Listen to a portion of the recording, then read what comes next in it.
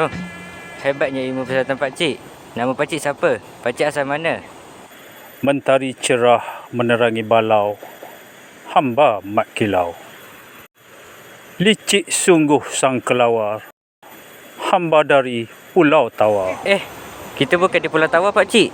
Kita di Sungai Lembing. Sungai Lembing? Di manakah gerangan? Apakah penangan? Mari saya tunjukkan. Ini adalah Bukit Panorama. Tempat ini tidak jauh daripada Pekan Sungai Lembing. Pendakian ke Bukit Panorama memulakan para pendaki berada di sana seawal subuh untuk mula mendaki agar dapat melihat keindahan terbitnya matahari di puncak Bukit Panorama ini. Pemandangan yang indah ini dapat disaksikan pada aras 271 meter. Para pendaki juga dapat melihat suasana nyaman kawasan kampung Sungai Lembing yang diselubungi gumpalan kabus pagi. Seperti yang anda lihat, Bukit Panorama ini mempunyai ratusan anak tangga bersimen sehingga ke puncak. Seterusnya, Muzium Sungai Lembing. Muzium ini dibuka pada tahun 2001 dengan keluasan 2.235 hektar. Pada asalnya, bangunan ini hanyalah sebuah banglo yang beratapkan daun nipah dan menggunakan kulit-kulit kayu. Sekarang, kita berada di Jambatan Gantung Kolong Pahat Sungai Lembing. Jambatan ini dikatakan berusia melebihi 100 tahun dan merupakan jambatan tertua antara jambatan gantung yang terdapat di beberapa lagi kampung berdekatan.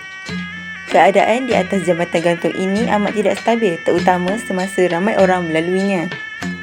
Tibanya di Kolong 3 Sungai Lembing. Sebelum adanya aktiviti pelembangan biji timah, Kolong 3 dipahat menggunakan pahat sedikit demi sedikit. Buat pengetahuan semua, Kolong 3 ini dirasmikan oleh Yang Berhormat Datuk Indra Muhammad Shahar bin Abdullah selaku Ahli Parlimen Paya Besar merangkap Timbalan Menteri Keuangan 1 pada tanggal 17 Jun 2022. Ini adalah lombong biji timah Sungai Lembing atau digelar sebagai Taipei Tong.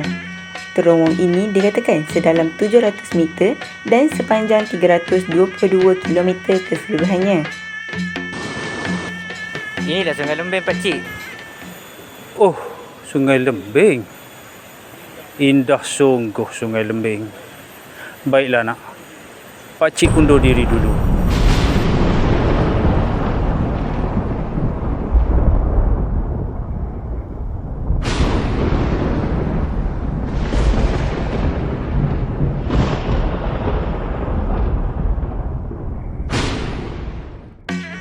Janganlah kita menyusahkan orang lain.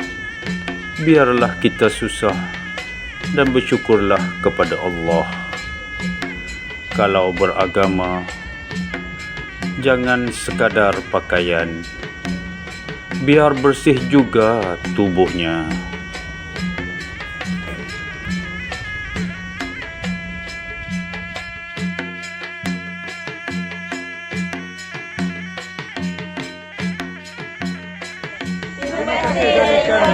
SDA unggul, suara hebat. Jangan Sungai Lembing, jumpa lagi.